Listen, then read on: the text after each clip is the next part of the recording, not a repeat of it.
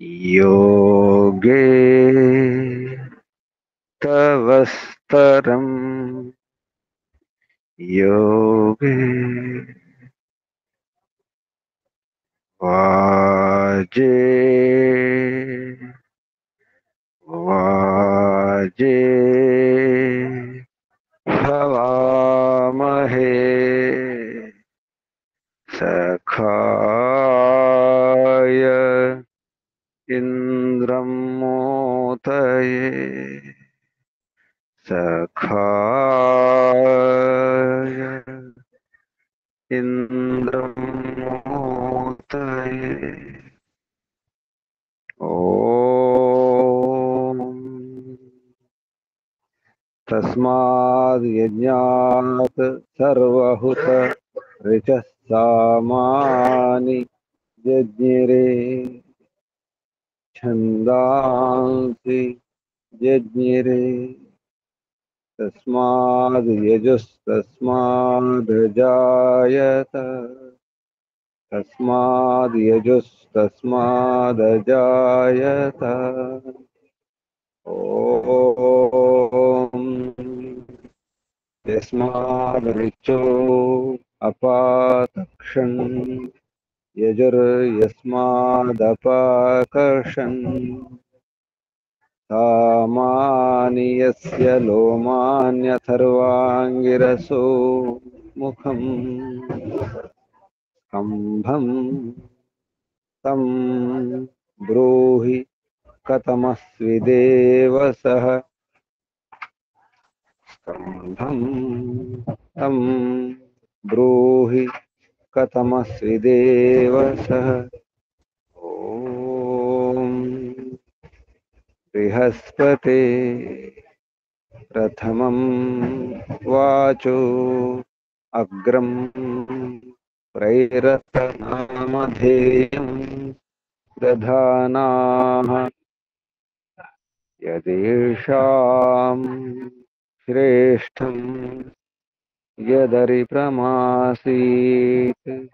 प्रेरणा तदेषां निहितं गुहाविः प्रेरणा तदेषां निहितं गुहाविः ॐ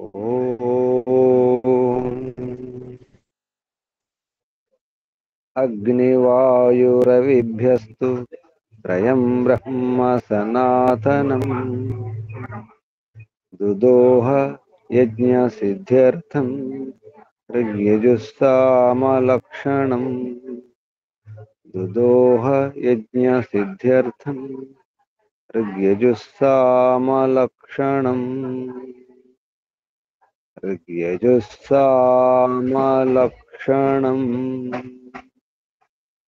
ॐ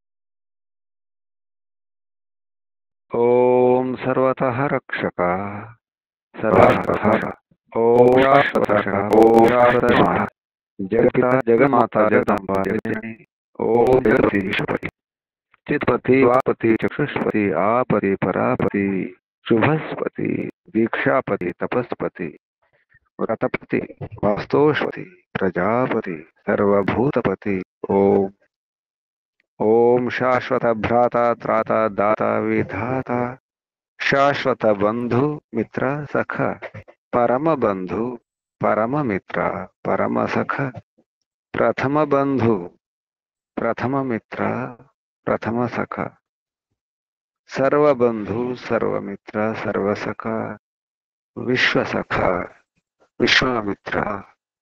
ओम शाश्वत गुरु गुरूणां गुरु सर्वगुरु सत्य नित्य गुरु परम गुरु प्रथम गुरु आदि गुरु सनातन गुरु। ओम शाश्वत आचार्य सर्वाचार्य सत्य नित्य आचार्य पूर्णाचार्य प्रथमाचार्य।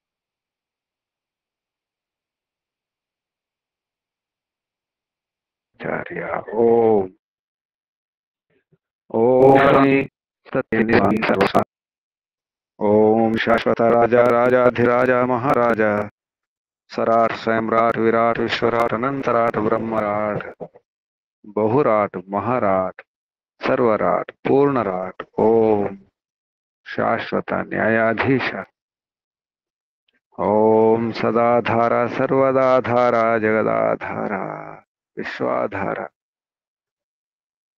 ओम ईश्वरा परमेश्वरा विश्वेश्वरा सर्वेश्वरा जगदीश्वरा। ओम ईशा परेशा सर्वेशा विश्वेशा जगदीशा सर्वभूतेश। ओम सर्वांतर्यामिन् सर्वभूतांतरात्मन् परमात्मन् परब्रह्मन्। ओम सर्वव्यापक विश्वव्यापक। ओम सर्वशक्तिमन् निराकार निर्विकार। ओम न्यायकारिन् दयालु अजरा अमर अभय अनुपम। ओम सृष्टिकर्ता धर्ता भरता हरता संहर्ता प्रलयकर्ता पालनकर्ता निर्माणकर्ता। ओम प्रभो ओम स्वयंभू ओम शंभु ओम शंभु ओम परिभु ओम शंभव मयोभव प्रभव विभव उद्भव सुभव। ओम सर्वानुभू ओम भूः ओम भुवः ओम स्वः। ओम भूर्भुवस्वः। प्रिया प्रियाति प्रिया प्रियतमा प्राणात् प्रिया प्राणस्य प्राण प्राणाधार प्राणेश्वर जीवनेश्वर जीवनपति जीवनाधार जन्मदाता। ओम सर्व दुख विनाशक सकल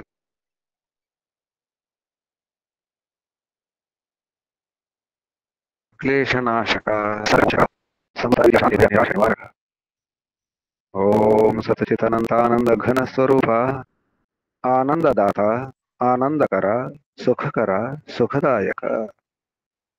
ओम आत्मदा बलदा ज्ञानदा सर्वदा हर्षदा वर्चोदा द्रविणोदा सहोदा आयुर्दा मोक्षदा। ओम ओम ओम ओम ओम ఓముకు వందనాలు।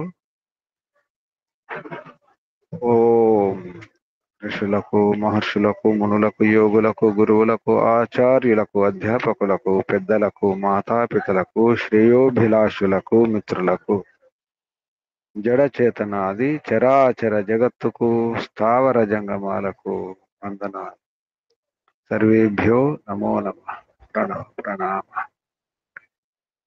ఆత్మ బంధువులారా శాశ్వత బంధువులారా ధర్మ బంధువులారా బ్రహ్మ బంధువులారా విశ్వ బంధువులారా ఆత్మీయ బాంధవులారా వేద బాంధవులారా ధర్మ బాంధవులారా మిత్రులారా అత్యంత దుఃఖ నివృత్తి అభిలాషులారా పూర్ణ పురుషార్థులారా మోక్షాకాంక్షులారా ముముక్షులారా సుమనార్థులారా విశ్వాత్మ పరమాత్మ బ్రహ్మాత్మ సర్వాత్మ అనంతాత్మ ఆకాశాత్మ పూర్ణాత్మ పరిపూర్ణాత్మ దర్శనాభిలాషులారా సాధకులారా ఈశ్వరారాధకులారా ఉపాసకులారా అన్వేషకులారా జిజ్ఞాసులారా పూర్ణ సుఖం కావాలి, అందరూ చేస్తూ ఉండాలి, విద్య ఉండాలి. వేద అధ్యయనం, అధ్యాపనం అనే యజ్ఞం బ్రహ్మయజ్ఞం. పంచమహాయజ్ఞాలలో బ్రహ్మయజ్ఞం ముఖ్యం. బ్రహ్మ వేదము, బ్రహ్మ పరమాత్మ, గొప్ప విద్య బ్రహ్మ విద్య. బ్రహ్మ అధ్యయనం, వేదాధ్యయనం అనే బ్రహ్మయజ్ఞము. గురువు విద్యార్థి, ఆచార్యుడు విద్యార్థి లేకుండా ఇది జరగదు. ఎంత విద్య ఉన్నప్పటికీ కూడా అసలైన విద్య యోగ విద్య. అసలు బ్రహ్మ విద్య యోగ విద్య, రహస్య విద్య. బ్రహ్మ విద్య గొప్ప విద్య. వేదాధ్యయనం అనే యజ్ఞం. వేదాధ్యయనం చేసి వేదాలను అనుసరించి జీవించడమే యోగ జీవనం. జీవనమే యోగ, యోగమే జీవనం. అలా జీవించాలంటే విద్వాంసులు అవ్వాలి. విద్వాంసులు కావాలంటే యోగ విద్య ఉండాలి. యోగ విద్య నేర్పించే గురువులు ఉండాలి. ఆ గురువును రక్షించడానికి వ్యవస్థ ఉండాలి. పరమ ఆనందం పొందడానికి ఈ రాజ్యాలు ఉండాలి, వ్యవస్థలు ఉండాలి, రక్షణ వ్యవస్థలు ఉండాలి, శిక్షణ వ్యవస్థలు ఉండాలి. ఇది ఈ ప్రబంధం నడిపించడం, నిర్వహణ అనే విధానం ఉండాలి. ఇదంతా పరమాత్మ జ్ఞానం తెలుసుకోవడం కొరకే. పరమాత్మ జ్ఞానం పొందాలంటే తన స్వరూపం తెలుసుకోవాలి. పరమాత్మ స్వరూపము కంటే ముందు తన స్వరూపం. తన స్వరూపం ఆత్మస్వరూపం, దానికంటే ముందు శరీరం స్వరూపం. ఈ స్థూలం ఏమిటి, ఈ జగత్ ఏమిటి, ఈ పదార్థాలు ఏమిటి, వీటి యొక్క ప్రయోజనం ఏమిటి? పరార్థం కొరకే. జడం యొక్క ఉపయోగం, ప్రయోజనం పరార్థం కొరకే. పరమాత్మ కూడా పరార్థం కొరకే. ఇక ఉన్నది మనమే, ఆత్మలం, మన కొరకే, మన స్వార్థం కొరకే. ఇదంతా మన స్వార్థం కొరకే. అటువంటిప్పుడు దీన్ని రక్షించుకోవడం అవసరం. అందుకే రాజు ఉండాలి, ఒక ప్రబంధకర్త, నిర్వాహకుడు ఉండాలి. ఆ రాజును రక్షించాలి, ప్రజలందరూ రక్షించుకోవాలి. ఆ ప్రజలను రాజు రక్షించాలి. రాజుకు వ్యవస్థలు ఉండాలి, రాజుకు కూడా అంగరక్షకులు ఉండాలి. ప్రజలను రక్షించడానికి సేనాపతి ఉండాలి, వ్యవస్థలు ఉండాలి, అస్త్రశస్త్రాలు ఉండాలి, శాస్త్రాలు ఉండాలి, విధానం ఉండాలి, నియమాలు ఉండాలి, రాజ్యాంగం ఉండాలి. ఇవన్నీ ఉండాలంటే తెలుసుకోవాలంటే యోగ విద్య ఉండాలి. యోగ విద్య లేకుండా సరైనటువంటి జ్ఞానం కలగదు. ఎవరు కూడా సరైన విద్వాంసుడు కాలేడు. అధ్యయనం అనే శాబ్దిక జ్ఞానం ఉన్నటువంటి విద్వాంసుడు అవ్వగలుగుతాడు, కానీ ఆనుభవిక జ్ఞానంతో ఉన్నటువంటి విద్వాంసుడు కాలేడు. అందుకే ప్రతి విద్వాంసుడు యోగి అవ్వాలి. యోగ విద్య లేకుండా పూర్ణ విద్వాంసుడు కాజాలడు. విద్వాంసులు లేకుండా ఆ విద్వత్త, యోగ విద్య లేకుండా విద్వత్త పూర్ణ విద్వాంసుడు కాజాలనంటే విద్య లేకుండా తన స్వరూపం అర్థం కాదు. అసలు నేనేమిటో, నా స్వరూపం ఏమిటో, ఈ శరీరం ఏమిటో, శరీరం యొక్క ప్రయోజనం ఏమిటో, ఈ ప్రపంచం, ఈ విశ్వం ఏమిటో, విశ్వంలో పదార్థాలు ఏమిటో, పంచ మహాభూతాల ప్రయోజనం ఏమిటో, దాని కర్త ఎవరో తెలియకుండా అసలు విద్వాంసుడు కాలేడు. సరైనటువంటి తత్వజ్ఞానం తెలుసుకోలేడు. తత్వజ్ఞానం లేకుండా మోక్షం లభించదు. తత్వజ్ఞానాన్ని శ్రేయసధిగమ. జ్ఞానాన్ముక్తి, జ్ఞానముతోనే, పూర్ణ జ్ఞానముతోనే, తత్వజ్ఞానంతోనే ముక్తి లభిస్తుంది, మోక్షం లభిస్తుంది. మోక్షం కొరకే రాజ్యం. కాబట్టి రాజు ఎలా ఉండాలి? రాజే న్యాయాధీశుడై ఉండాలి. రాజే న్యాయాధీశుడు. ప్రజలను రక్షించుకోవాలి. ప్రజలను ఎందుకు రక్షించాలంటే ప్రజలను ఆ విధంగా నడిపించాలి, మోక్షం వైపు నడిపించాలి. మోక్షం వైపు నడిపించడం కొరకే యోగ విద్య. కాబట్టి యోగ విద్య అందరూ కూడా యోగాభ్యాసులు కావాలి, యోగ సాధకులు కావాలి. దానికోసమే వ్యవస్థలు అవసరం. నడిపించేవాడు రాజు, న్యాయాధీశుడు, రాజు. సభాపతి, సభాపతి ఎలా ఉండాలి? రాజు యొక్క విధానం ఎలా ఉండాలి? పరంపిత పరమాత్మ ప్రజాపతి, రాజు కూడా ప్రజాపతి. ప్రజలకు నడిపించే, పాలించేవాడు, రక్షించేవాడు. వీరులు ఉండాలి రాజు వద్ద, వీర సైన్యం ఉండాలి. రాజు సువీరుడై ఉండాలి. వీరులతో కూడి ఉండాలి. మంచి వీరులతో కూడినటువంటి రాజు సువీర. తాను వీరుడు కాదు, వీరుడైన సైన్యం ఉండాలి. అటువంటి సైన్యం ఉన్నటువంటి వాడే సువీరుడు. సువీర కావాలి. మంచి ప్రజలు ఉండాలి, సుప్రజలు ఉండాలి. ఆ రాజు వీరులే కాదు, ప్రజలు సుప్రజలు ఉండాలి. స్వహ సుప్రజ, సుప్రజ ప్రజాభి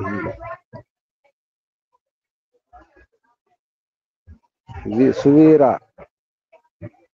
వీరై సుపోష పోషై. సువీరో వీరై సుపోష పోషై. సుపోషకుడు కావాలి రాజు. మంచి ప్రజలు ఉన్నటువంటి రాజు కావాలి. సుప్రజ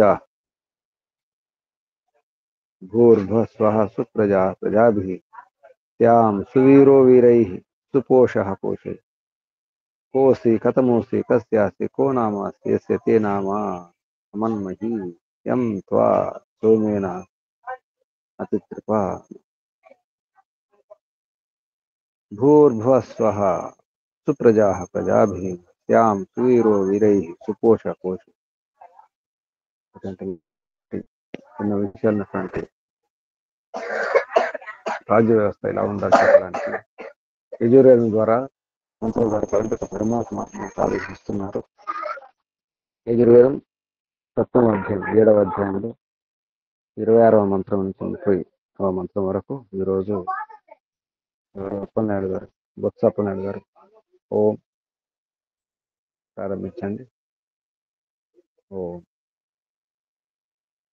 ఓం నమస్తే గురూజీ. ప్రారంభించండి. అందరికీ ధన్యవాదములు. ఈరోజు యజుర్వేదము 7వ అధ్యాయము 26వ మంత్రం నుంచి 30 మంత్రం వరకు వివరణగా నేను గ్రహించిన విషయాన్ని మీ ముందు ఉంచడానికి ప్రయత్నం చేస్తున్నాను గురూజీ.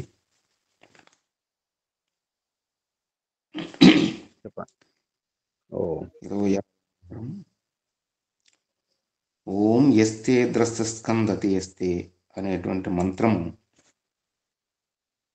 ఈ మంత్రములో యజ్ఞము గురించి చెప్పడం జరిగింది. హోత హుద్గాత అధ్వరు అనేటువంటి విద్వాంసులు ద్వారా సుగంధాది పదార్థములుతో హవనము చేసేటప్పుడు స్వాహాకారంతో అగ్ని యందు రేల్చేటప్పుడు ఈ జలము మొదలగు పంచభూతములు శుద్ధి అయి సకల పదార్థాలు కూడా పవిత్రం అవటానికి ఈ యజ్ఞం అనేది చాలా ఉపయోగపడుతుంది. అదేవిధంగా ఈ యజ్ఞం వలన మేఘములు ఏర్పడి మేఘముల ద్వారా పృథివీపైకి వర్ష జలము ప్రవహించి సమస్త ప్రాణులకు, సకల ప్రాణులకు కూడా ఆనందాన్ని, ఆరోగ్యాన్ని సమకూరుస్తుందని ఈ మంత్రంలో కూడా చెప్పడం జరుగుతుంది. కాబట్టి అటువంటి ఉత్తమోత్తమైనటువంటి యజ్ఞకర్మను సర్వమానవులు కూడా ఆచరించి సకల జనులకు, సకల ప్రాణులకు, సకల లోకాలకి కూడా ఆనందాన్ని, ఆరోగ్యాన్ని ప్రసాదించడానికి ఉపయోగపడుతుంది అనేటువంటి విషయాన్ని, ఈ యొక్క యజ్ఞాన్ని సర్వమానవులు చేయాలి. విధిపూర్వకంగా తప్పనిసరిగా ప్రతి మానవుడు కూడా యజ్ఞం అనేటువంటిది అది ఒక జీవితంలో ఒక భాగముగా భావించి, కర్తవ్యంగా భావించి యజ్ఞాన్ని తప్పకుండా ప్రతి వాళ్ళు ప్రతి దినము కూడా చెయ్యాలని ఈ మంత్రం ద్వారా మనకు తెలియజేస్తుంది గురూజీ. ఈ విషయాన్ని నేను స్వల్పముగా గ్రహించాను. అదే మరి 27వ మంత్రము ఓం ప్రాణాయమే వర్చోదా వర్చసే అనేటువంటి మంత్రం విద్యాభివృద్ధి కొరకు పఠన పాఠన విషయం గురించి మంత్రం చెప్తుంది. విద్యాభివృద్ధి అవ్వాలంటే పఠన పాఠన అంటే స్వాధ్యాయం, వేద స్వాధ్యాయం నిత్యము కూడా స్వాధ్యాయం చేసినటువంటి పురుషార్థి అని ఈ పఠన పాఠన రూపముకు యజ్ఞమును ప్రతినిత్యము ఆచరించాలి. ఆచరిస్తేనే మన జన్మ సార్థకం అవుతుంది అనేటువంటి విషయాన్ని కూడా ఇక్కడ చెప్పడం జరుగుతుంది.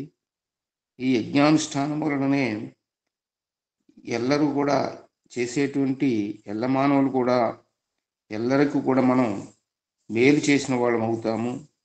అలాగే అందరిని కూడా సంతోషపరిచేటువంటి వాళ్ళం అవుతామని చెప్పేసి ఈ యొక్క మంత్రము చెప్పడం జరుగుతుంది. పఠన పాఠనం అంటే స్వాధ్యాయము అంటే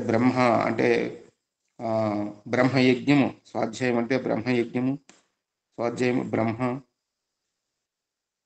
ఈ బ్రహ్మయజ్ఞాన్ని ఎవరైతే నిరంతరము ఆచరిస్తూ జ్ఞానాన్ని అభివృద్ధి చేసుకుంటారో వారు ఈ లోకానికి ఎంతో మేలు చేసిన వాళ్ళు అవుతారు.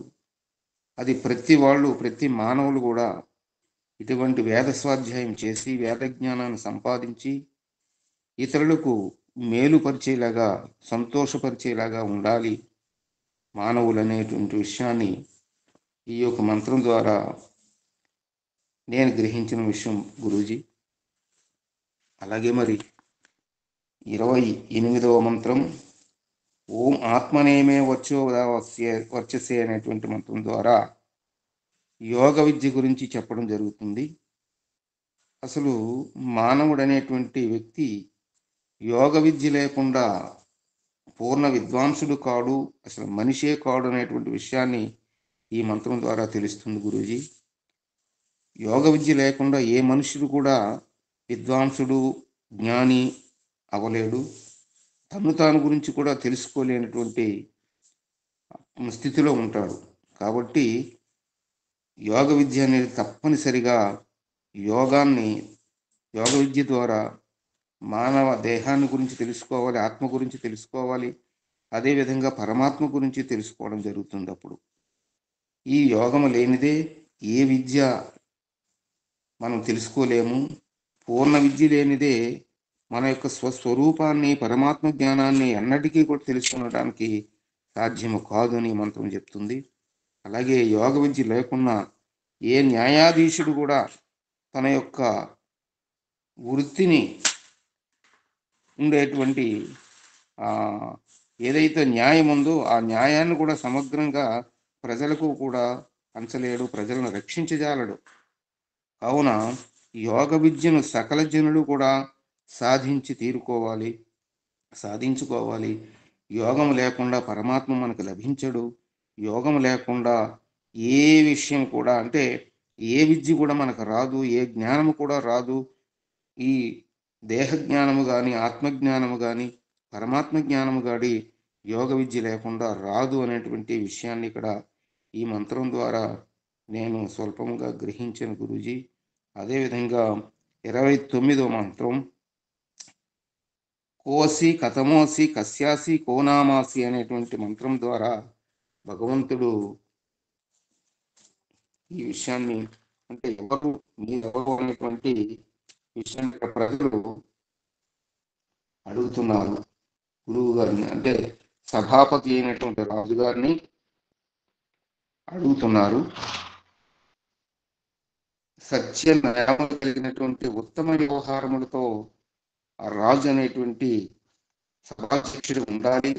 సైన్యాన్ని, ప్రజలను కూడా రక్షించేటువంటి శక్తి సామర్థ్యాలు కూడా వేద జ్ఞానము ద్వారా ఆ సభాపతి రాజుకు అత్యుత్తమ సౌఖ్యాలు పెంపొందించేటువంటి ఈ భూమి మునగ లోకాలు సుఖము లభించుటకు గాను అతి ప్రబలులగినట్టు వీరులు సైన్యాన్ని తయారు చేసి రాజ్యాన్ని కాపాడుకోవడానికి ఉపయోగపడేటట్టుగా ఉండాలి రాజు అనేటువంటి వారు అని ఈ మంత్రం చెప్పడం జరుగుతుంది. సభాసైన్యులందరూ ప్రజలు ప్రశ్నిస్తున్నారు. కో అసి కథమో అసి కస్యాసి కోనామాసి అని. అసలు నీవెవరవు, నీవి ఎన్నో వాడవు, అసలు నీ పేరేమి, నీ పేరుని మేము ఏమని గ్రహించాలని ప్రజలు సభాపతి అయిన రాజుని అడగడం జరుగుతుందని నేను గ్రహించినటువంటి విషయం గురూజీ.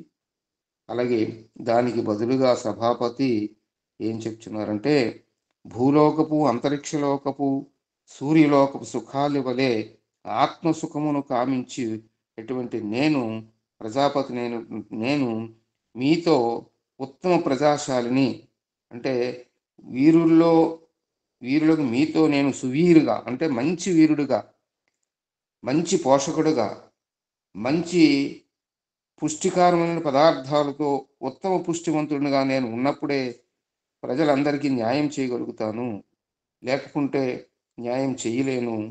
మీ అందరికంటే నేను వేరుగా,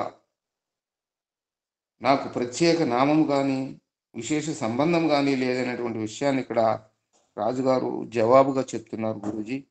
అదేవిధంగా మరి రాజు ప్రజల్ని, సైన్యాల్ని ఏ విధంగా తీర్చిదిద్దాలి, సైన్యము ప్రజలు కూడా బాగా ఉంటేనే రాజు అనేటువంటి వాడు సక్రమైనటువంటి పరిపాలన అందించగలరు అనేటువంటి విషయాన్ని ఈ మంత్రం ద్వారా నేను గ్రహించిన గురూజీ.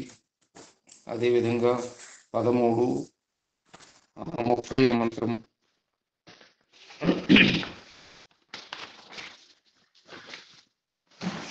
ఓం ఉపయామ గృహీతోసి మధవేత్వాపయామ అనేటువంటి మంత్రము. అంటే సభాధ్యక్షుడికి రాజు ఏ విధంగా ఉండాలి, రాజ్య వ్యవహారములు ఏ విధంగా ప్రజలకు అందించాలి అనేటువంటి విషయాన్ని ఈ మంత్రము చెప్పడం జరుగుతుంది.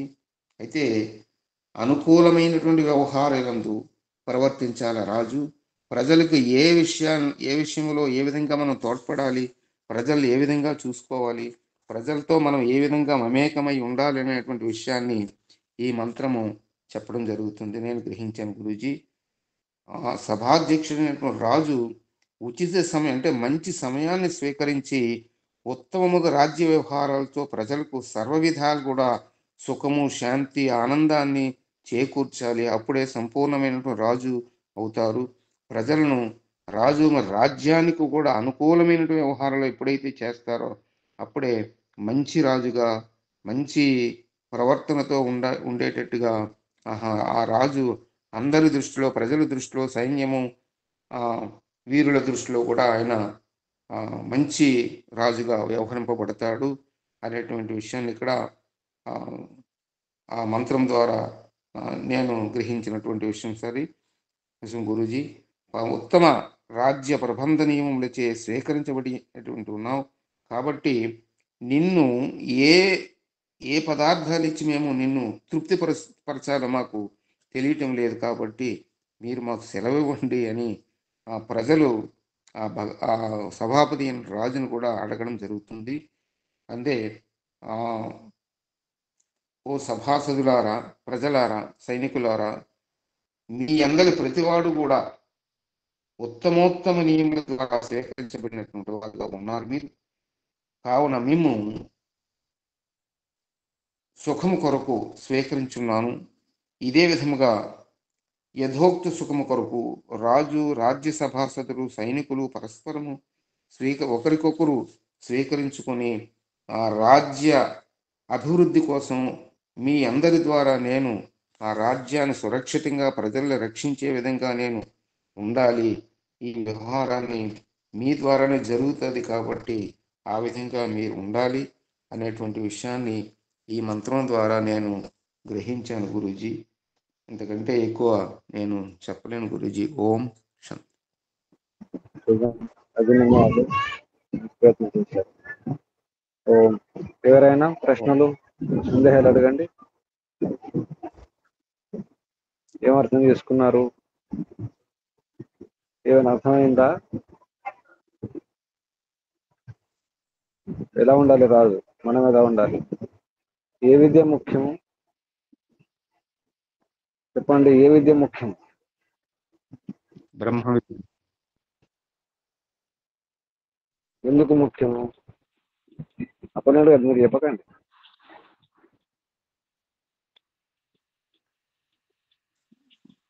ఏ విద్య ముఖ్యము, ఎందుకు ముఖ్యం? మిగతా వాళ్ళు చెప్పండి. యోగ విద్య ముఖ్యం గురించి. ఓకే. యోగ విద్య ఎందుకు ఎందుకు ముఖ్యం?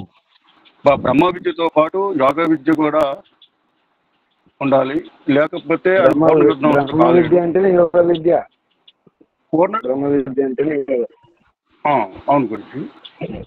అంటే ఎందుకు ముఖ్యము?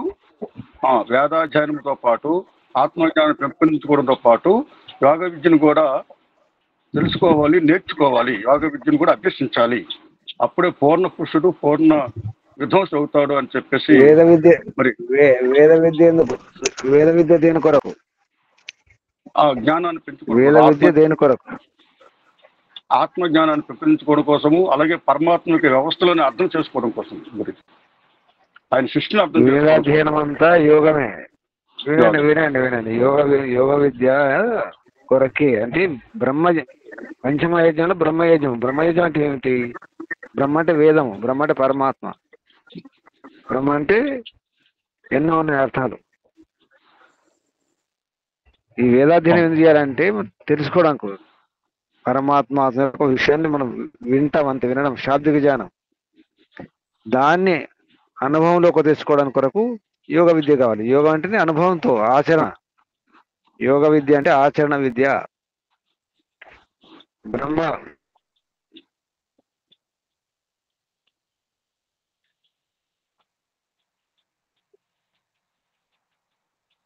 బ్రహ్మయజ్ఞం అంటేనే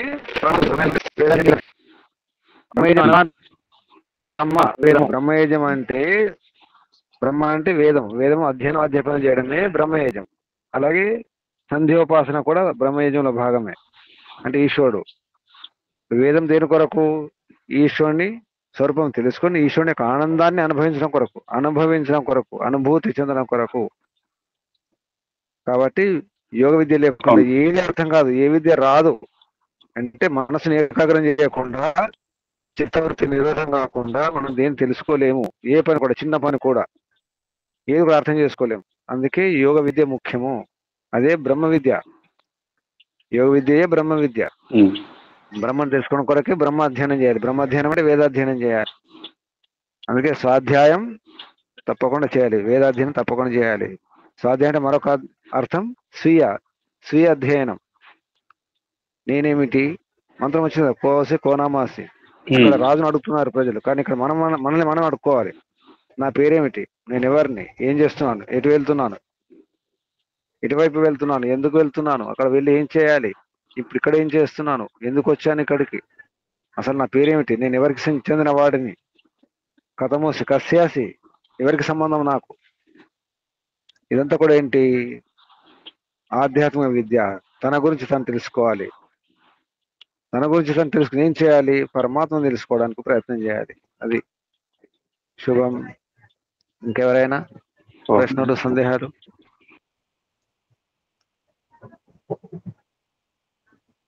ఇంకెవరైనా సూచనలు ఉన్నాయా ఏమైనా? ఈరోజు మంత్రములో కోనామాసి కస్యాసి మంత్రములో వీరహి సువీర ప్రజాభీర్ సుప్రజ అనే మాటలు వచ్చినాయి. నిన్న ఓం గురుకులాశ్రమంలో విశ్వప్రేమ గోశాలలో సురభి గోవు ఈయనింది, దాని దూడ, మగ దూడ, దాని పేరు కూడా సువీర అని పెట్టడం జరిగింది నిన్న. సువీర. ఈరోజు సువీర శబ్దం కూడా వచ్చేసింది మంత్రంలో. సురభి ఆవు, తల్లి పేరు, దూడ పేరు సువీర. ఇది ఒక సూచన. ఇప్పుడు ఆత్మ నివేదన ఎవరు సిద్ధంగా ఉన్నారు? అప్పలనాయుడు గారు మీరే చెప్పడం మంచిది. బి అప్పలనాయుడు గారు, ఆత్మ నివేదన ప్రారంభించండి. లోపలికి వెళ్ళండి, కళ్ళు మూసుకోండి, చెప్పండి. అప్పలనాయుడు గారు ప్రారంభించండి. ఓం. ఓం నమస్తే గురుజీ. చెప్పండి. ఓం. హే పరమపిత పరమాత్మ, నీ కృప వలన ఈ మానవ దేహాన్ని ప్రసాదించారు.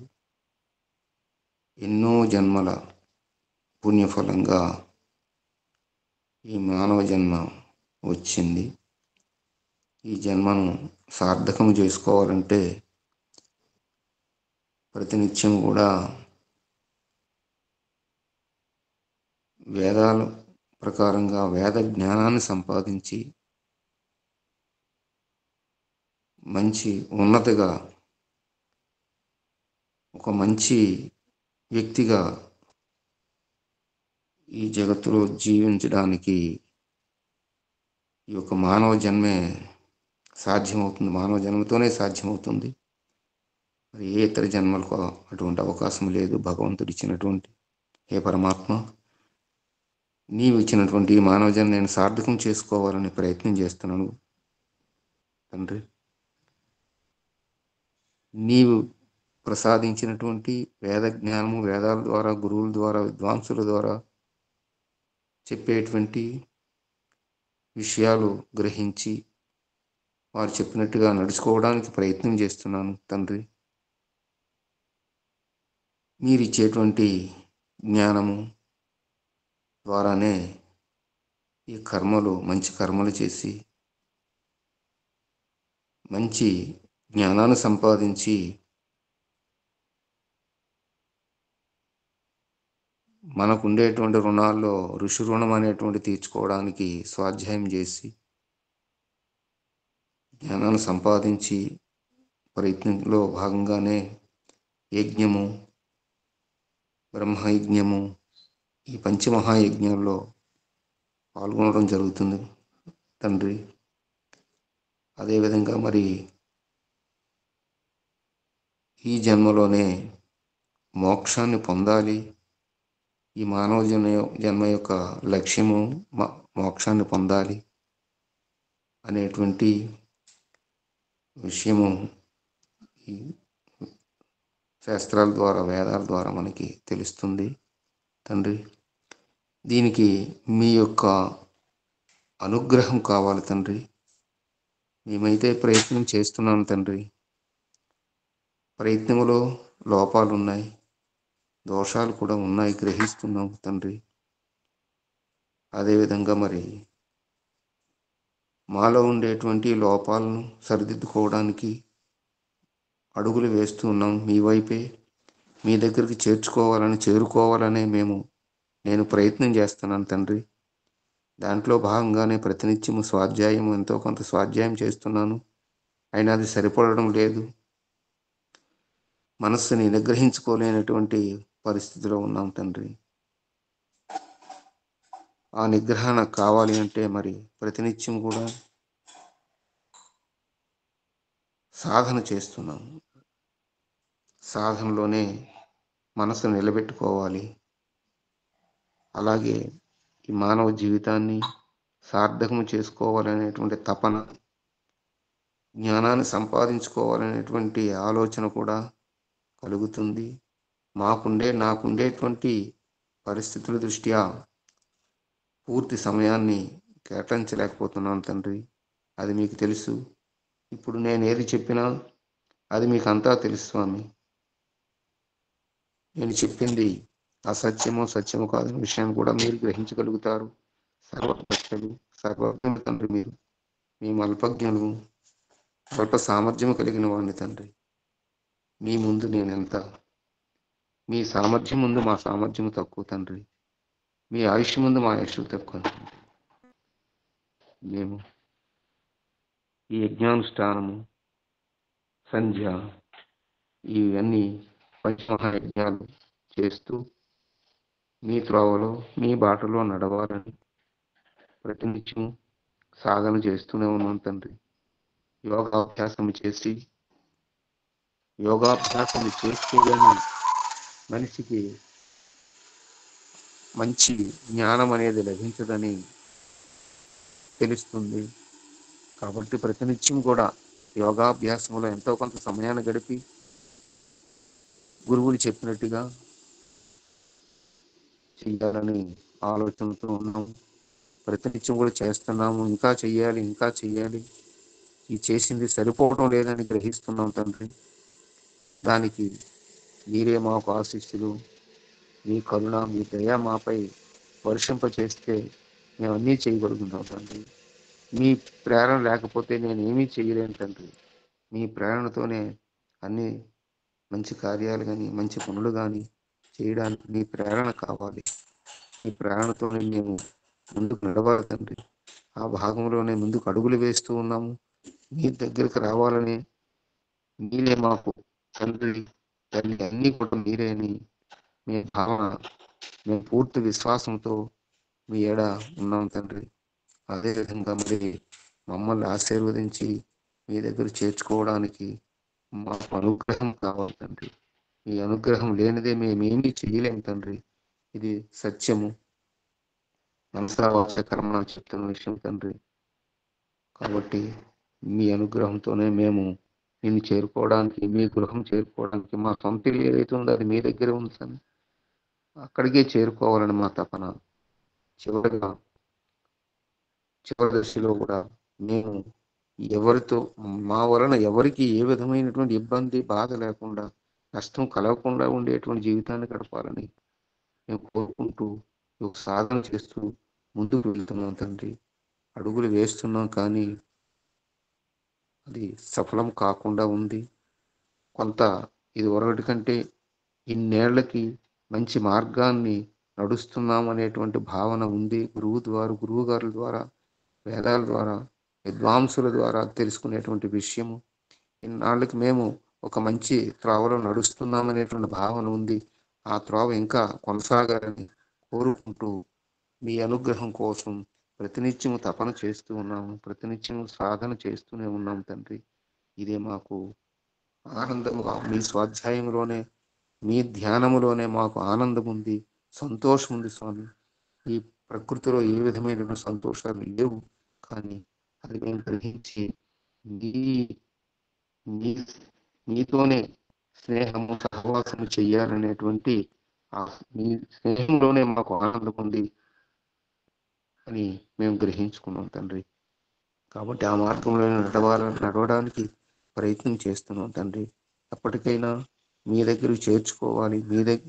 మీరే మాకు ఆశ్రయం ఇవ్వాలి. మీ ఆశ్రయంలోనే, మీ నేడులోనే మేము సంతోషంగా, సుఖంగా, ఆనందంగా ఉంటాం తండ్రి. వేరే మార్గం లేదు తండ్రి. కాబట్టి మీరే మాకు న్యాయం చేయాలి. మీరే మాకు ఆశీర్వాదం, మీ అనుగ్రహం మాకు కావాలి తండ్రి. మీరే మాకు కావాలి తండ్రి. ఓం శాంతి శాంతి. నమస్తే గురుజీ. ఓం శుభం. కళ్ళు మూసుకోండి. ఆసనం స్థితి మార్చుకోండి. నడుము, వీపు, మెడ, తల నిటారుగుంచుకోండి.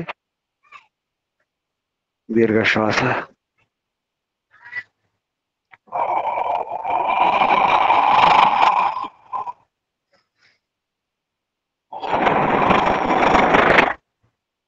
ఓంకారం ఒకసారి.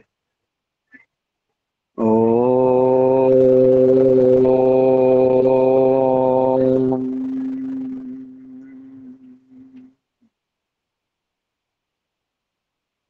ఓం. ఏ పిత, నా పేరు, ఈ పేరు నా పేరు కాదు. శరీరానికి ఒక చిరునామా, ఒక గుర్తు. ఈ పేరు, ఈ పేరే నా పేరు అనుకున్నాను.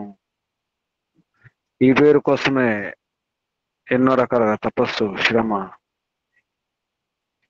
ఎంతో పోగొట్టుకున్నాను పేరు కోసం. పేరు నిలబెట్టుకోవాలి. కానీ ఈ పేరు నా పేరు కాదని అర్థమైనప్పుడు,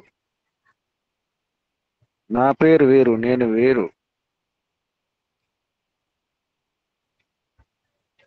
అందరిలాగే ఈ పేరు. కొన్ని శరీరాలకు కొన్ని పేర్లు. శరీరానికి పేరు నా పేరు కాదు. ఏ పేరు నా పేరు కాదు. ఏ పరమపిత పరమాత్మ నీ గుణకర్మ స్వభావాన్ని అనుసరించి వాటికి పేర్లు. నీ గుణకర్మ స్వభావాల పేర్లే నిన్ను తెలుసుకోవడం కొరకు, నిన్ను ప్రసిద్ధం చేయడం కొరకు, నీ మహిమను అర్థం చేసుకోవడం కొరకు నీ గుణకర్మ స్వభావాల నామాలవి. అటువంటి నామాలకున్నటువంటి ఆ పేర్లనే, ఆ గుణకర్మ స్వభావాల నామాలనే, ఆ పేర్లనే మేము తగిలించుకుంటున్నాం శరీరాలకు. నిజానికి అందరిలాగే నేను, అన్ని ఆత్మల్లాగే నేను, అన్ని జీవాత్మల్లాగే ఇతర దేహాలలో, ఇతర శరీరాలలో ఉన్నటువంటి ఆత్మల్లాగే నేను. అందుకే నా పేరు కాదు, ఈ పేరు కాదు, ఏ పేరైనా నా పేరు కాదు. అసలు నేను ఆత్మను, నేను చైతన్యము, నేను చిత్ స్వరూపము, సత్ చిత్ స్వరూపము నేను అని అర్థమైనప్పుడు ఈ పేరు కోసం కాదు, పేరును కూడా వదిలిపెట్టాల్సిందే. అందుకే నీ పేరు ఏమిటంటే ఏమి చెప్పను ప్రభు. ఓనామాసి, నీ పేరు ఏమిటి? నువ్వు ఎవరివి? ఎక్కడి వాడివి? ఏం చేయడానికి వచ్చావు? ఎవరికి సంబంధం? ఎటువైపు వెళ్తున్నావు? అక్కడ నీ ప్రయోజనం ఏమిటి? ఈ ప్రశ్నలకు సమాధానం కావాలని ప్రయత్నం చేస్తాను ప్రభు. నేనెవరినో, నా పేరేమిటో, నా ప్రయోజనం ఏమిటో, ఎక్కడికి వెళ్ళాలో, ఏ దిశలో వెళ్ళాలో, ఎందుకు వెళ్ళాలో, వెళ్ళే క్రమం ఏమిటో, ఎక్కడ దిగాలో, ఎక్కడ ఎక్కాలో, ఎక్కడ ఆగాలో, ఎక్కడ తగ్గాలో నేర్చుకోవడానికి ఈ పిత నీవు ఇచ్చినటువంటి సూచనలను, నువ్వు ఇచ్చినటువంటి ఆదేశాలను అర్థం చేసుకోవడానికి వేదాధ్యయనం చేస్తూ నన్ను నేను కూడా అధ్యయనం చేసుకుంటున్నాను ప్రభు. యోగాభ్యాసం ద్వారా, సాధన ద్వారా మనసును, చిత్తాన్ని స్థిరం చేసుకుంటున్నాను. నా చిత్తాన్ని అదుపులో ఉంచుకునే ప్రయత్నం చేస్తున్నాను ప్రభు. ఆ చిత్తాన్ని అదుపులో ఉంచుకోవడం ద్వారా ఇంద్రియాలను అదుపులో ఉంచుకునే ప్రయత్నం చేస్తున్నాను. ఆ రకంగా నేను ఎక్కడికి వెళ్ళాలో, ఎక్కడ దిగాలో, ఏం చేయాలో, అక్కడ ఏం చేయాలో, వెళ్ళి అక్కడ ఏం చేయాలో, ఇప్పుడు ఇక్కడ ఏం చేయాలో, చివరికి ఎక్కడికి చేరుకోవాలో తెలుసుకోవడం కొరకే ఈ ప్రయాణం, ఈ శ్రమ, ఈ పురుషార్థం. ఈ గురువులు, ఈ శిష్యులు, ఈ రాజులు, ఈ ప్రజలు, ఈ విధానం, ఈ వ్యవస్థలు, రకరకాల వ్యవహారాలు, రావడము, పోవడము, లేవడము, పడుకోవడము, తినడము, చేయడం అన్నీ కూడా నన్ను నేను తెలుసుకుని నిన్ను తెలుసుకోవడం కొరకే, నిన్ను తెలుసుకుని నీ ఆనందాన్ని పొందడం కొరకే. ఎందుకంటే నాలో లేని ఆనందం నాకు కావాలి. నాలో నా కొరత అదే ప్రభు. అందుకే ఆనందం కావాలి. ఓం సత్యచిత్ అనంత ఆనంద స్వరూప, ఆనంద ఘన స్వరూప, ఆనందదాత. ఓం ఓం ఓం ఓం. అందుకే యోగ విద్య కావాలి, బ్రహ్మ విద్య కావాలి ప్రభు. ఆ మార్గం ద్వారానే నేను తెలుసుకుని తత్వజ్ఞానాన్ని అర్థం చేసుకుని దాని ద్వారా నేను స్థిరం కావడం కొరకే, శాంతించాలి, నేనే శాంతించడం కొరకే, ఆత్మశాంతి కొరకే, ఆత్మానందం కొరకే, ఆత్మ సంతృప్తి కొరకే ప్రయత్నం చేస్తున్నాను ప్రభు. తెలియక ఎక్కడెక్కడో వెళ్ళినాను, ఏదో చేసినాడు, ఏ దిశలో వెళ్ళినాను అర్థం కాక సమయం వ్యర్థం చేసుకున్నాను. ఇప్పుడు అలా కాదు, దారి దొరికింది, విధానం దొరికింది, క్రమం అర్థమైంది. ఆ క్రమంలోనే వెళ్తున్నాను, అడుగులు వేస్తున్నాను ప్రభు నీ వైపే. ఓం ఓం ఓం. వందనాలు తండ్రి, నీకు వందనాలు. ఋషులకు, మహర్షులకు, మునులకు, యోగులకు, గురువులకు, ఆచార్యులకు, అధ్యాపకులకు, పెద్దలకు అందరికీ వందనాలు. కలియుగ మహర్షి దేవ దయానంద సరస్వతి గారికి వందనాలు. వారి గురువు గారు ప్రజ్ఞాచక్షు వ్యాకరణ సూర్య దండి స్వామి విరజానంద సరస్వతి గారికి ధన్యవాదాలు, వందనాలు, ప్రణామాలు సమర్పిస్తూ, బంధువులారా, సాధకులారా, ప్రశ్నించుకోండి. అసలు నా పేరు ఏమిటి? నేనెవరిని? సంబంధం ఏమిటి? ఎందుకు ఇక్కడ ఉన్నాను? ఎందుకు అక్కడికి వెళ్తున్నాను? ఏ దిశలో వెళ్ళాలి? ఏం చేయాలి? అక్కడ ఏం చేయాలి? ఇక్కడ ఏం చేయాలి? ఇప్పుడేం చేస్తున్నాను? ఎందుకు ఇలా ఉంటున్నాను? ఎందుకు ఆగిపోతున్నాను? ఈ విఘ్నాలు ఏమిటి? ఆటంకాలు ఏమిటి? ప్రశ్నించుకోండి. దాని కొరకే ఈ ప్రయత్నం అంతా. వందనాలు, అందరికీ అభినందనాలు. పరంపిత పరమాత్మ శుభాశిస్సులు. ఓం శం. శుభం. కళ్ళు మూసుకుని ఉండండి. నడుము, వీపు, మెడ, తల నిటారుగా ఉంచుకోండి. ఒకసారి దీర్ఘశ్వాస.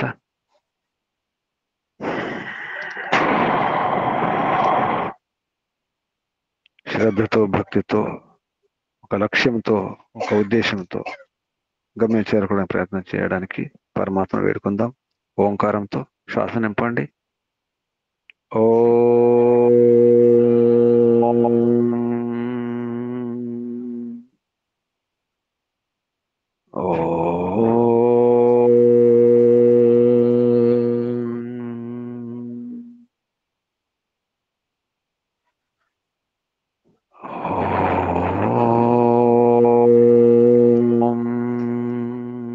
శాంతి శాంతి శాంతి. సర్వేభ్యో నమో నమః. ప్రణామం. ఓం శుభం. ముగించేద్దాం. ఓం. ధన్యవాదాలు. ఓం. ఓం. ఓం నమస్తే గురుజీ, ధన్యవాదాలు. ఓం నమస్తే. ఓం ఓం ఓం నమస్తే గురుజీ, ధన్యవాదములు. ఓం నమస్తే గురుజీ, ఓం ధన్యవాదాలు. నమస్తే గురుజీ, ఓం ధన్యవాదాలు. ఓం ఓం నమస్తే గురుజీ, ధన్యవాదములు. ఓం నమస్తే. ఓం నమస్తే గురుజీ, ధన్యవాదములు. ఓం నమస్తే. ఓం నమస్తే గురుజీ, ధన్యవాదాలు. ఓం నమస్తే. ఓం నమస్తే.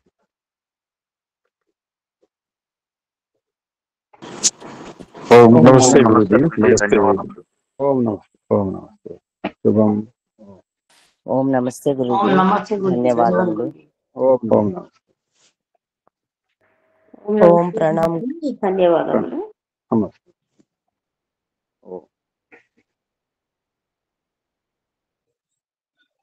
ఓం నమస్తే గురుజీ, ధన్యవాదాలు. ఓం